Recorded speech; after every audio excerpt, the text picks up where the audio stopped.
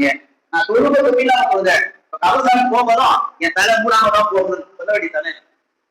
தொழுவக்கூடிய காலங்களில் தலையை மறைப்பது கிடையாது. அப்போ ஒரு எகான் கட்டிய நிலையில் ஒரு மோட்டா போயிட்டாருன்னா அவருக்கு சட்டம் என்ன? தலையை மறைக்காம அப்படியே கபருக்கு அனுப்ப வேண்டும். ஏன் ரசூலுல்லாஹி சொன்னாங்க? அப்படி ஒரு எஹ்ராம் ஆடைகள் மதித்தால் அவரை மலக்குகள் குறிப்பாட்டுகிறார். அப்படி நறுமணம் பூசாமல் கபருக்கு அனுப்பினால் அவருடைய உடல் கியாமத் நாள் வரைக்கும் அழுகார். அந்த உடலை அந்த மண்ணு தீட்டார். மறுமை நாள் வரைக்கும் அந்த உடல் அப்படியே பாதுகாக்கப்படும். இந்த அத்தனை சிறப்பும் எதுக்கு தெரியுமா கொடுக்கப்படுது? ஹஜ்ஜுக்கு போறது சுலபம் எல்லா காலத்திலும். ஆனா நாட்டம் அவசியம். அந்த நாட்டம் அந்த நீயத்து உள்ளத்துல வந்துருச்சுன்னா, நான் ஹஜ்ஜுக்கு முழுசா போனான்னு தெரியுதான், அந்த போற வழியில பாதிய முழுசா போனான்னு தெரியுதா, அந்த சிறப்பை அல்லாஹ் நமக்கு தந்து விடுவான் என்பதற்கு தான் இந்த சம்பவத்தை நபிகள் நாயகம் ஸல்லல்லாஹு அலைஹி அவர்கள் உதாரணப்படுத்தி பேசுகிறார்கள். நாம் வெளிப்படையாகவே சிந்திப்போம். நம்மள நிறைய பேர் என்ன சொல்றாங்க? வசதி படைத்தவர்கள் அல்லது போவதற்கு முயற்சி இருக்கக்கூடியவர்கள் ஒரே ஒரு லைன்ல அல்லா நாடல, அதோட அந்த கதையை முடிச்சது. ஏப்பா ஹஜ்ஜுக்கு போல கேட்டா அவங்க சொல்ற பதில் என்ன? அல்லா நாடல்.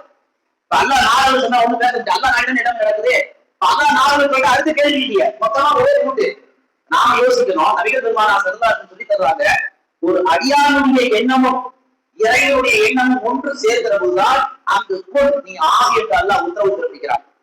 நாம என்ன செய்யலாம்? தொழுகைக்கு போகணும்னு நினைக்கணும். அப்பதான் அல்லாஹ் நினைப்பான்.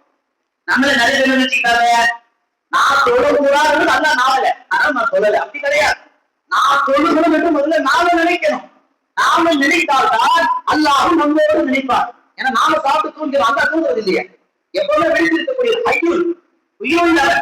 ரசூலுல்லாஹ் சொன்னார்கள், ஒரு அடியான் நல்ல விஷயத்தை நினைக்கிற பொழுது அல்லாஹும் அந்த அடியானோடு சேர்ந்து நினைக்கிறார். அப்படி ஹஜ்ஜுக்காக நாம் நினைத்தால் அல்லாஹும் நம்மோடு சேர்ந்து நினைப்பார். அவன் எவ்வாறு நம்மோடு சேர்ந்து நினைத்து விட்டானோ அந்த பாக்கியம், அந்த நசீப் நமக்கு கிடைத்துவிடும் என்றால் தன்மை நாயகம் ஸல்லல்லாஹு அலைஹி வஸல்லம். அதனால நம்மள நிறைய பேரு நல்ல அவன் செய்ய வாங்கன்னு சொன்னா துணியை சொல்ற காலகாலமாக பதில் என்ன தெரியுமா?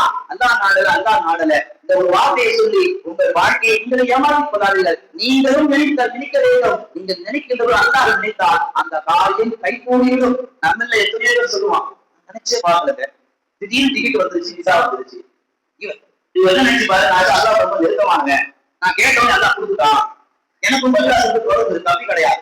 நான் உள்ளத்துல நினைச்சோம், அந்த நொடி அல்லாவும் நினைச்சான். அதனால அது சக்சஸ். நாம நினைக்கின்ற பொழுது அல்லாஹ் நினைக்க கூடாத தகுதி இருப்பதினால் அந்த காரியம் தடைபட்டு போகிறது. ஒரு வீட்டு வேலை பார்க்க வருஷ கணக்குல போகும். இங்க பள்ளிவாசலே எடுத்துங்க, சில பள்ளிவாசல் 10 மாசத்துல வேலை முடியும், சில பள்ளிவாசல் வருஷ கணக்குல வேலை ஓடும். காரணம் என்ன? பொருளாதாரம் சேராததுனால அல்ல, அங்கு நாட்டங்கள் நீயத்துகள் யாரும் சரியில்லை.